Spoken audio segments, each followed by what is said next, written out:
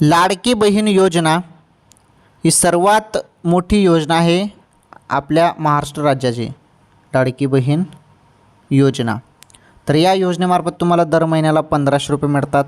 तुम्हाला 5 जून रोजी पैसे मिळाले मे महिन्याचे, परंतु आता मे महिन्याचे तुम्हाला जूनमध्ये पैसे मिळाले, मग जून महिन्याचे पैसे कधी मिळतील असा सवाल तुमचा आहे ना। तर जून महिन्याचे पैसे जे आहेत ते तुम्हाला आता येणारच आहेत।